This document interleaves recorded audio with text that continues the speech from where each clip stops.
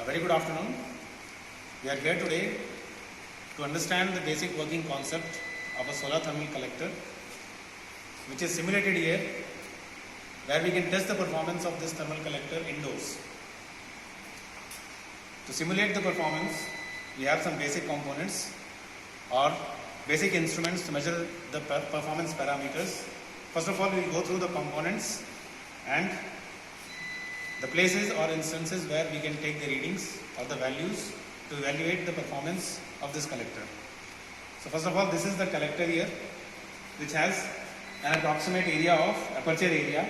Aperture area, by aperture area, I need to say here is the exposed glass area here, where it will be receiving the solar radiation.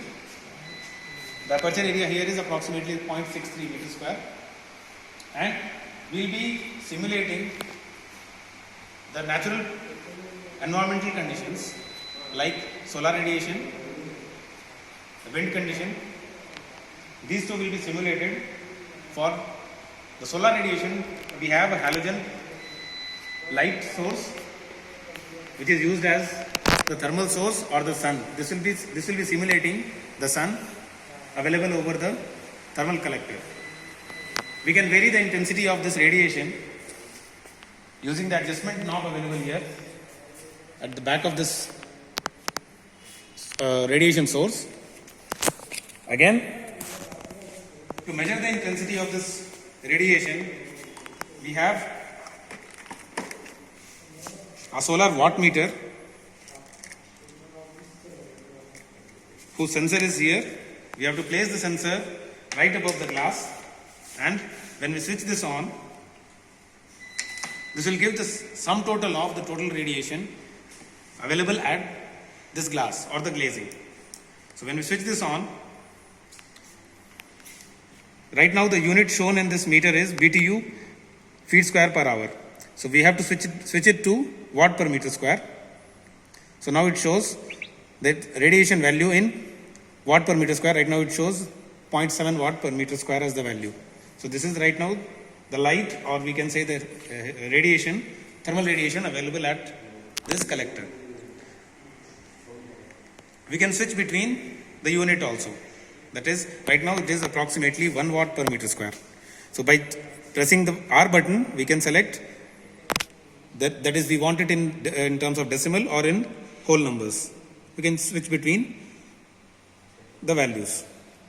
Okay. So now, for simulating the wind conditions, we have a fan, a vertical tower fan here, that is placed horizontally over the bottom of the collector, and the wind velocity will be measured by a turbine type anemometer that is shown here. You can see that the turbine rotates whenever there is the slightest movement of the air. When we switch it on and we switch on the fan, you will see that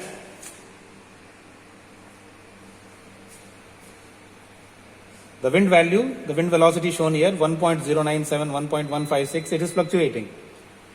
Also, there is a temperature sensor, there is an RTD sensor, which is available there already in the handle. You have to be careful while handling this anemometer, that is not to touch this sensor. And this, the readout here, apart from the wind velocity, it also shows the ambient temperature sensed through this sensor available in this probe. So you have to wait for the temperature to stabilize. Then we can note the ambient temperature from here, and we can also note the wind velocity in meter per second from here. Whenever this is to be used in dark, we can switch on the background light also using the light here. Okay.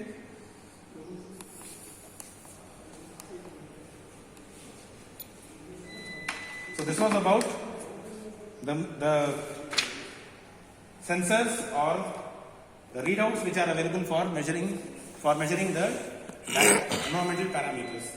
Now we come to the part of the collector. What are the components of this collector and how it works? Now there is the collector here. The cross-sectional details and all are available in the manual. Right on to the next, on to the second page. A copy of this manual will be sent to you shortly. And the cross-sectional details are all available here. There is a gasket. The glass is known as glazing here. And there are riser tubes in between. They are all made up of copper, where the solar incident radiation will be incident here. There is a casing, and to prevent the back heat loss, there is a thermal insulation at the back. So now how it works? There are 3 pumps available. There are 3 tanks available here. One is the main reservoir tank, which is placed at the bottom. There is one tank which is placed at the bottom. This serves as the main reservoir here. And then there are 2 tanks above, which are placed above this thermal collector. So the top one, as it is mentioned here, is the cold water tank. The bottom one is the hot water tank. So you can see when please show it closely. When it is shown from close proximity, you can see that the hot water tank obviously is insulated so that it can store the hot water overnight. Since the radiation is received only in the day, the hot water will be stored in this for overnight use or for the use in the morning. And this is the cold water tank, from which now the main concept behind this thermal collector experiment here is the water from the cold water tank will flow into the hot water tank, and it will pass through the thermal collector, gaining the useful heat from the solar radiation incident on the collector. So now this can be operated, or this can be worked into by two ways or 2 methods. The one is the natural circulation method, the another one is forced circulation method. So natural circulation method, or known as the thermosiphon effect, due to the buoyant effect or due to the buoyancy, the hot water enters from the bottom, and due to the buoyancy effect, it rises on its own, since it is receiving the heat from this solar radiation, and it rises on its own. It gets into the header and it exits from the other side and gets collected into the hot water tank.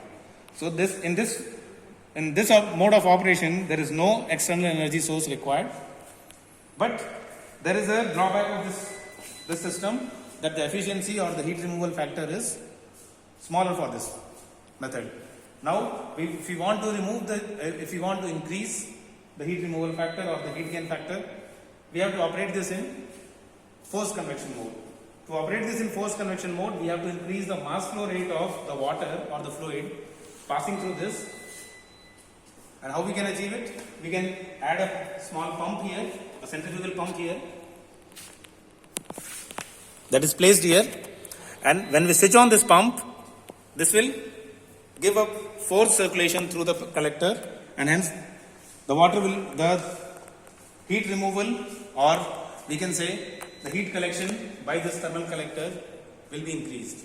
The thermal collector efficiency will be increased at the cost of some electrical input to the pump. So in this way, these are the 2 methods by which we can operate this machine. And since we have an indoors, since all these facilities are available indoor, even though this is the month of December, we can make available the seasonal conditions of April, May, or any season, whatever we require. Above this, if we add a humidifier, we can even simulate the rainy season also. So all the seasonal variations can be accommodated here. The intensity variation can be done. Right now, since this is on, I will show you the incident radiation on the panel right now is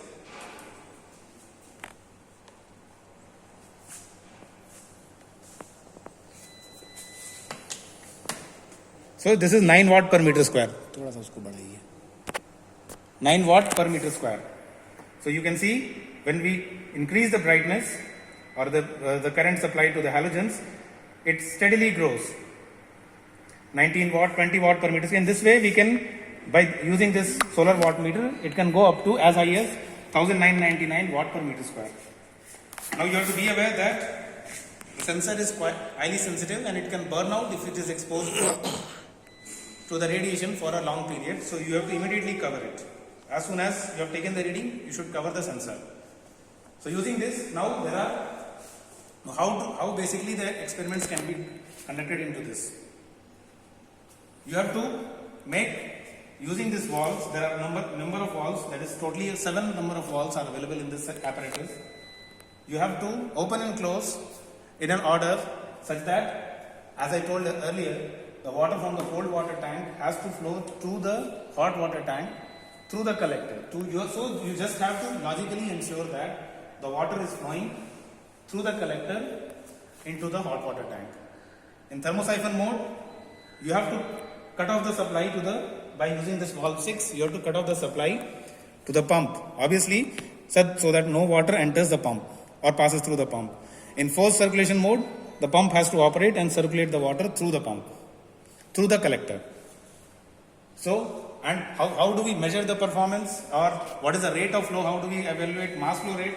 For that, there are 2 provisions provided here. One, there is a flow meter attached here.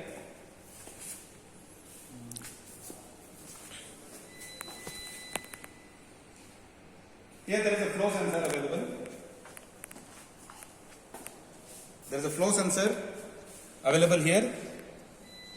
In forced circulation mode, we can measure the rate of flow using this sensor. And there is another way where we can take a beaker or a jar, and when the water starts overflowing from this hot water tank, we can collect it into the beaker.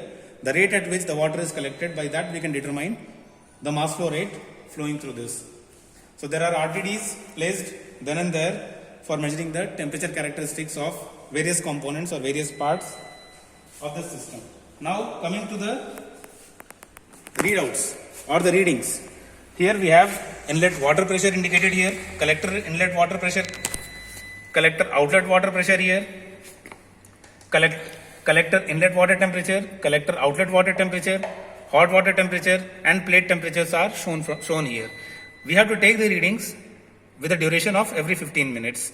We can vary the intensity. There are lots of parameters which we can vary and analyze the performance characteristics of this panel for various parameters like wind velocity, varying solar radiation, varying mass flow rate, etc. The flow rate is indicated here from this flow rate meter indicator.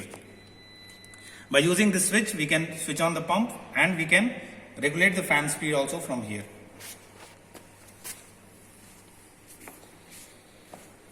So, the main factors or main parameters that we determine from here are heat removal factor and loss coefficients.